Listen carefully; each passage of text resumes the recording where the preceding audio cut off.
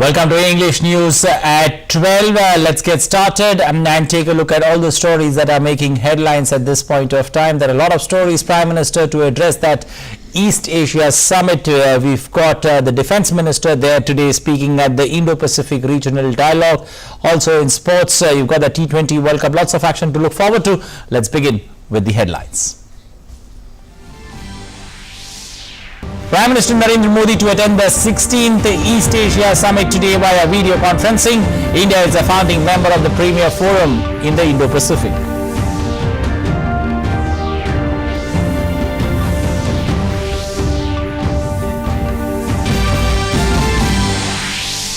The Supreme Court constitutes expert committee headed by a retired judge of the Supreme Court in the Pegasus surveillance case. Court says that every invasion of privacy must pass the test of reasonableness and constitutional necessity.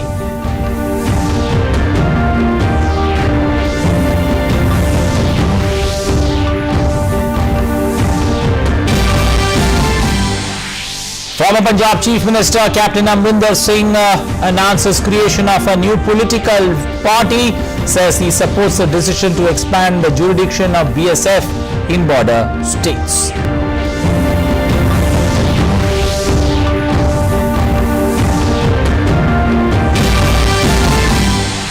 Defence Minister Rajnath Singh to virtually address the Indo-Pacific Regional Dialogue today.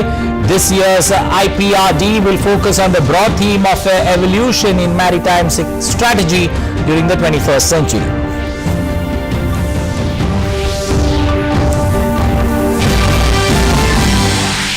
WHO Technical Advisory Group asked for additional clarification from Bharat Biotech for final emergency use listing risk-benefit assessment for global use of Covaxin. WHO Chief Scientist says the TAG will reconvene for the final assessment on November 3rd if data is received soon. India's cumulative vaccination coverage crosses 103 crore mark, more than 55 lakh vaccine doses administered in the last 24 hours. Union Health Minister Mansukh Mandavia to interact with health ministers of all states and union territories today.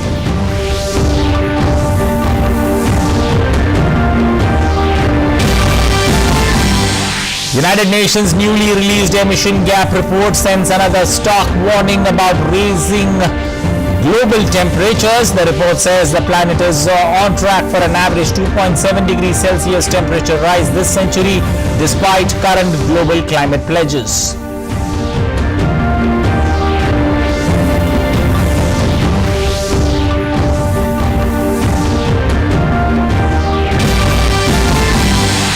Sudan's armed forces chief defends the military's seizure of power, says the government was ousted to avoid civil war. Meanwhile, protesters take to the street to demonstrate against the takeover.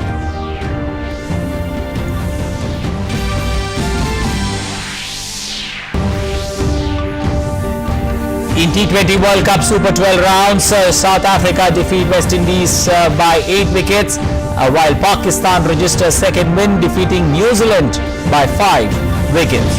England to face Bangladesh and Scotland to take on Namibia in today's matches. Well, now let's begin by going across live as the Navy Chief Admiral Karambir Singh is addressing the Indo-Pacific Regional Dialogue 2021. Thank you, Admiral, for your thought-provoking inaugural address. Excellencies, ladies and gentlemen, I know that you will share my feeling of pride as I say a few words by way of introducing our Honorable Raksha Mantri, the Defence Minister of the Republic of India, Shri Rajnath Singh, who has very graciously accepted our invitation to be the part of this conference. Shri Rajnath Singh was born in a farmer's family at village Babhora, Tehsil Chakia, district Varanasi, which is now in Chandauli, Uttar Pradesh, to Shri Ram Badan Singh and Srimati Gujarati Devi. He received his basic education in the village and subsequently completed his MSc in physics from Gorakhpur University, Uttar Pradesh. He worked as a lecturer of physics at KB Postgraduate College, Mirzapur. He became the RSS Karyavah General Secretary of Mirzapur city in 1972. He also remained the organizational secretary of Akhil Bharatiya Vidyarthi Parishad Gorakhpur Division from 1969 to 1971. He entered politics in 1974 and in 1977 was elected as an MLA in Uttar Pradesh Assembly. He was elected member of the Legislative Council for Uttar Pradesh in 1988 and became Education Minister in 1991. During his tenure as Education Minister of Uttar Pradesh, he established some landmarks by introducing the Anti-Copying Act and Vedic mathematics in the syllabus. He became a member of the Rajya Sabha in 1994. On November 22, 1999, he became Union Surface Transport Minister. During this period, he got the opportunity to initiate the NHDP, which is the National Highway Development Program, a dream project of Shri Atal Bihari Vajpayee, the late former Prime Minister of India. On October 28, 2000, he became Chief Minister of Uttar Pradesh and was twice elected as an MLA from Hyderabad constituency in Barabanki. On May 24, 2003, he became Union Minister of Agriculture and subsequently for food processing.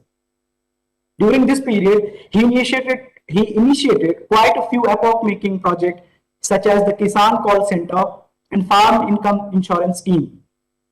He also embarked on a Bharat Suraksha Yatra, which covered several states, drawing attention to the increasing terrorist activities and threats to internal security. He also laid emphasis on issues of public interest such as the spiraling prices of essential commodities, farmers' grievances, and other national issues. He has also written a book on unemployment, its reason and remedies. He became the BJP National President on December 31, 2005, a post he held till December 19, 2009.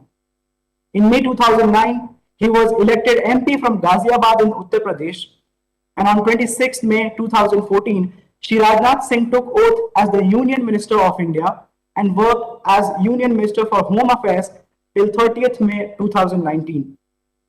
On May 31st, 2019, Shri Rajnath Singh was allocated the portfolio of Union Minister for Ministry of Defence. Ladies and gentlemen, despite his busy schedule, which has precluded his presence online today, the Honorable Raksha Mantri has sent a recorded message which will now be playing on your screen. Admiral Karmveer Singh, Chief of the Naval Staff, Admiral Sunil Lamba, former Chief of Naval Staff and Chairman, National Maritime Foundation. Renowned domain expert, Admiral Sunil Lamba, former Chief of Naval Staff and Chairman, National Maritime Foundation. Renowned domain experts and policy makers from our friendly nations. Distinguished guests, ladies and gentlemen, good afternoon.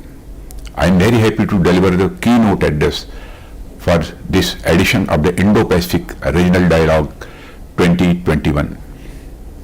The oceans have shaped human history from time immemorial, influencing the evolution of life as well as culture.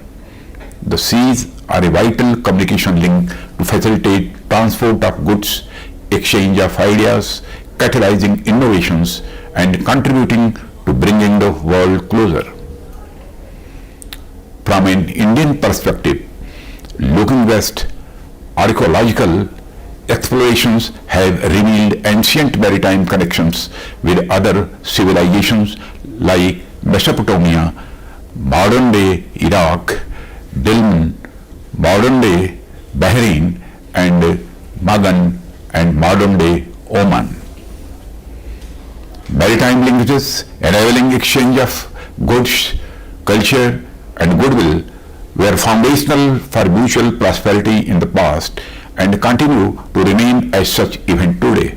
Looking east, maritime linkages also played a vital role in taking Buddhism across the region, from Sri Lanka, Southeast Asian countries, and all the way till Korea.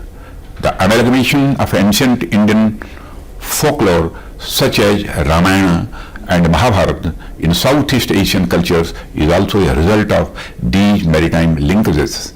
In fact, the region was so interlinked that according to a folklore, an Indian princess of Ayodhya married a Korean prince way back in the year 48 AD. I am made to understand that even today, some family in Korea can trace their ancestry to this Korean Indian couple. The littoral states of the Indo-Pacific are full of such interconnects, and all of us are maritime neighbors whose relations are rooted in civilizational contacts developed through the seas. Honorable Prime Minister of India, Sri Narendra Modi's description of the Indo-Pacific as a natural region where destinies of entities are interlinked finds its root in this people-to-people connect, facilitated by our severe maritime heritage.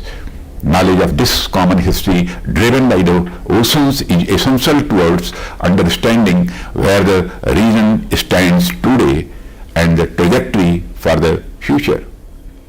Even in contemporary times, although the Indo-Pacific is characterized by the diversity and marked by multiplicity of cultures, ethnicities, economic models, governance systems, and varied aspirations, the oceans remain a common binding link. Efficient and cooperative and collaborative harnessing of the region's maritime potential thus remain essential for sustaining a steady path to prosperity. Friends, while the seas offer abundant opportunities for sustenance and growth of mankind, it has its own set of challenges.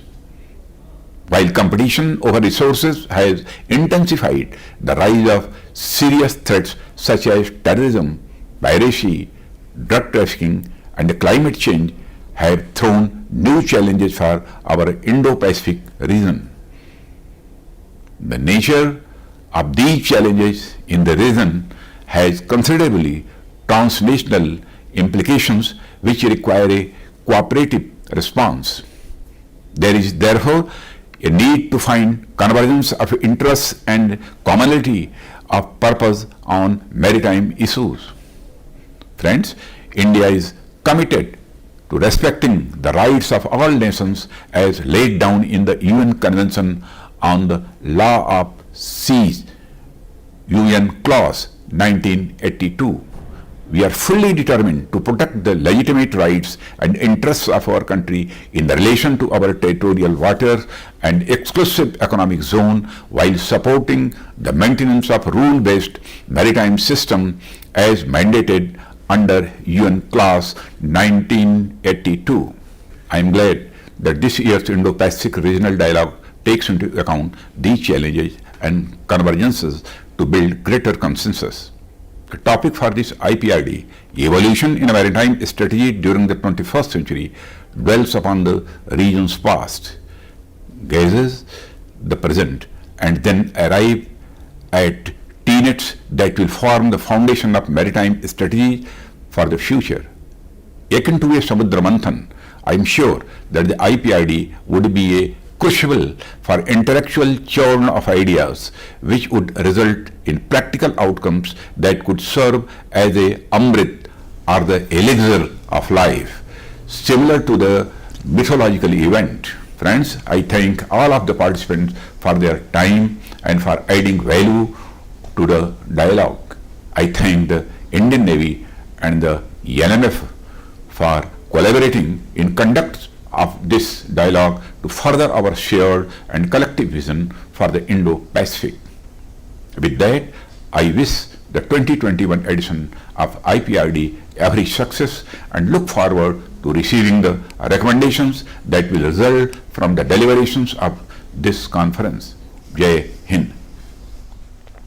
Well, Defence Minister Rajnath Singh delivering the keynote address at the Indo-Pacific Regional Dialogue, or the IPRD 2021. The three-day-long Indo-Pacific Regional Dialogue, the Apex International Annual Conference of the Indian Navy, began today virtually.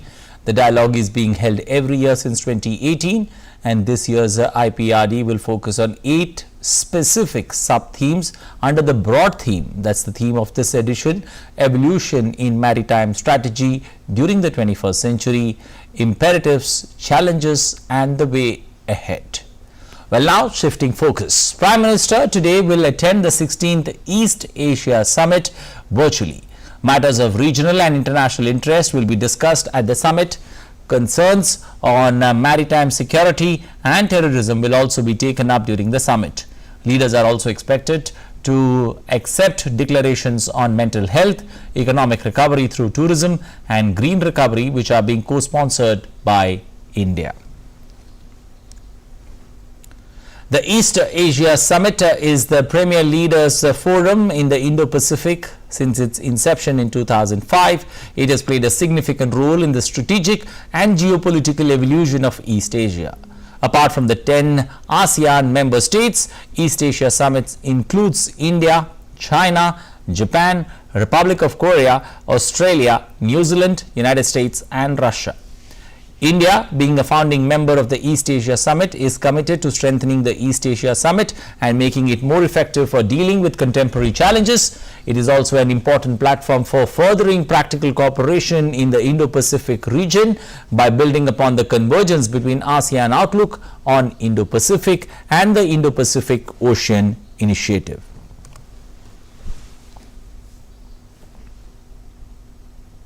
The Supreme Court, meanwhile, has constituted an expert committee headed by a retired judge of the Supreme Court in the Pegasus surveillance case. The expert committee comprises Alok Joshi and Dr. Sandeep Oberoi, while retired Justice R.V. Ravindran will oversee the functioning of the expert committee. The Chief Justice said that the court is setting up a committee to probe truth or falsity on the allegations. The court said that every invasion of privacy must pass the test of reasonableness and constitutional necessity.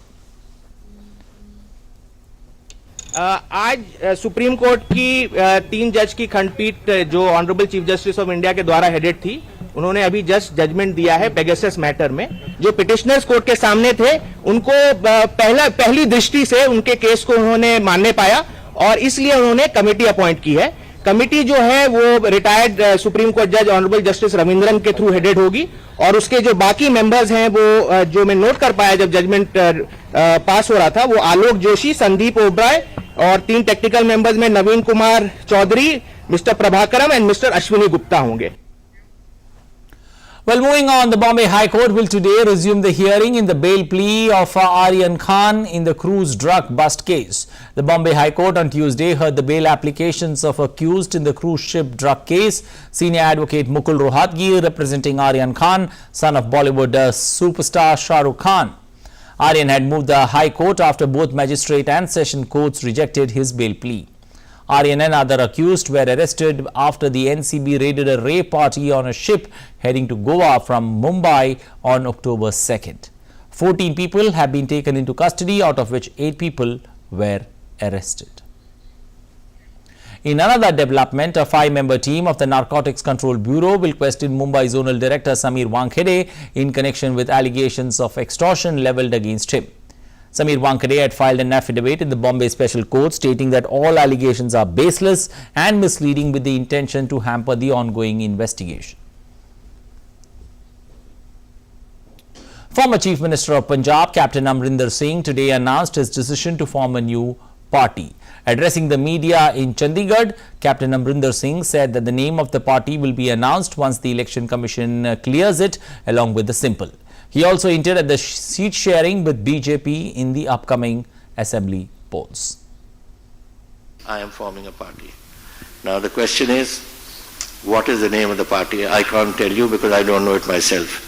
Our lawyers are today working with the Election Commission, and Jado Election Commission gives us the name, approves the name and approves the symbol, I will come and tell you all.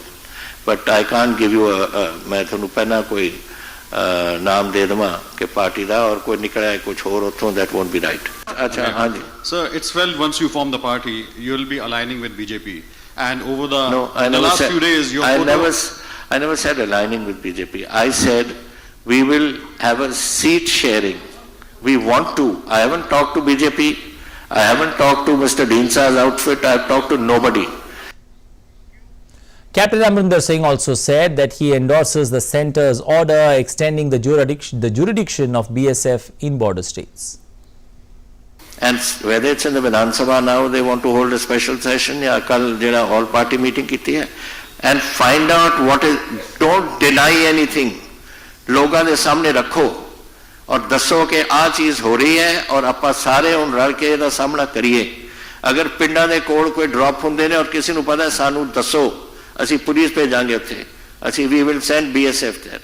Now BSF has taken over 51 kilometers not to come into and take over Punjab administration. ਇਹ ਮੈਂ ਤਾਂ ਇਹਦੇ ਵਿੱਚ ਰਿਹਾ ਹਾਂ, ਇਹ ਤਾਂ they've come for assistance to our police to do this work. And this is not for Punjab. It's happening in Gujarat, it's happening in Rajasthan, it's happening here, it's happening in Jammu Kashmir, it's happening in Bangladesh, on Bangladesh border, it is happening on all the Chinese borders. India's COVID-19 vaccination coverage has crossed the 103 crore landmark milestone. Over 103 crore 53 lakh vaccine doses being administered across the length and breadth of the country. More than 55 lakh 89,000 vaccine doses administered in the last 24 hours.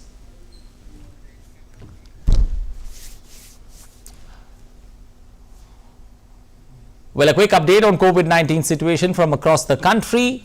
The recovery of 14,021 patients in the last 24 hours has increased that cumulative tally of recovered patients to 3 crore 35 lakh 97,339. Consequently, India's recovery rate currently stands at 98.19%, the highest since March 2020. Daily new cases less than 50,000 for 122 consecutive days. Sustained and collaborative efforts by the centre and state and along with the union territories have kept this below 5,000 cases for a very long time. Active cases account for less than 1% of the total cases. 13,451 new cases being reported there. Active cases currently at 0.48%, the lowest since March 2020. India's caseload at this point of time as we speak is 1,62,661. India's active caseload has been the lowest since 242 days. In the last 24 hours, over 13 lakh cases being tested there, and India's total testing has now crossed the 60 crore mark. Weekly positivity rate and daily positivity rate both stand a little over 1%, and that's less than 2% for a very long time. Over 14,000 recoveries also being reported in the last 24 hours.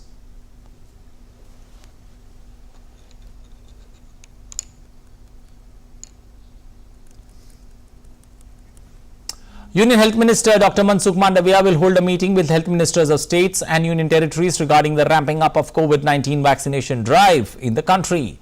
The Union Health Minister will also discuss with the health ministers about Prime Minister Ayushman Bharat Health Infrastructure Mission during the meet.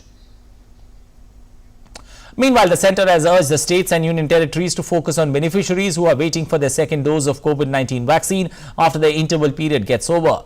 The states and union territories have been urged to improve the momentum of vaccination and accelerates its coverage as the country moves forward to vaccinate with the target to vaccinate the eligible population by the end of the year.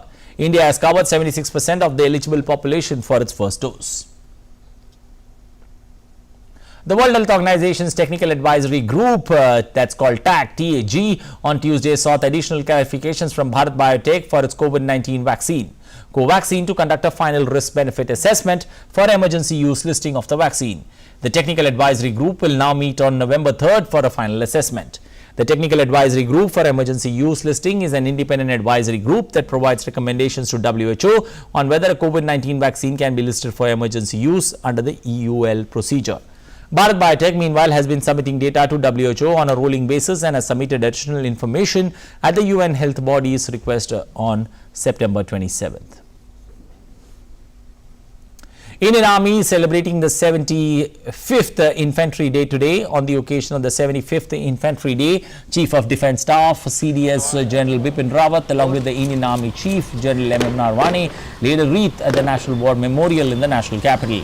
Infantry Day is observed as a remembrance of the first military event of independent India when the Indian Army repelled the first attack on the Indian soil on the 27th of October 1947 in the Kashmir Valley.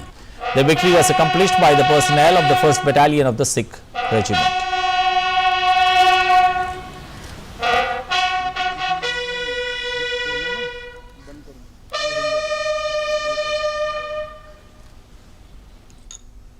Defence Minister Rajnath Singh has greeted and extended warm wishes to the brave infantrymen of the country on Infantry Day. In a tweet, the Defence Minister said infantrymen are the epitome of unwavering courage and valour. He said that the nation salutes their services and sacrifice while serving the country. Moving on, just a few days before COP26 opens in Glasgow, another scientific report on climate change is another thundering wake-up call. According to the UN Secretary General Antonio Guterres, the UN emissions gap report current commitments to the cut greenhouse emissions put the planet on track for an average 2.7 degrees Celsius temperature rise this century. The report finds that when added together, the plan cuts greenhouse emissions in 2030 by around 7.5% compared to the previous pledges made 5 years ago. UN Chief Antonio Guterres said that the government will be in the spotlight at the COP26 conference and next week to meet a deadline of this year to commit more ambitious cut pledges. What could be the last chance to put the world back on order to limited warming to below 2 degrees above pre-industrial levels and ideally to 1.5 degrees Celsius.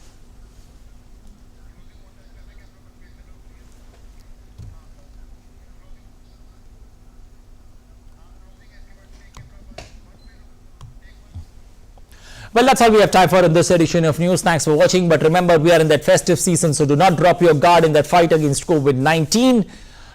We've also, we need to understand the significance of this particular fight. You've got a vaccination, but that doesn't give you the liberty to drop your guard. So you need to buck up. You need to get those jabs going. In case you have not got your jabs, you need to take your friends, your relatives along with you so that more and more people can get those jabs going. The number is still counting, 103 crore and above. But we need to keep more and more people to get vaccinated. Also follow the simple protocols of SMS, sanitize yourself, mask yourself, maintain social distancing at all time while we continue celebrating and enjoying the festive spirit. Well, that's it from me and my entire team. Thanks for watching. Bye-bye. Take care.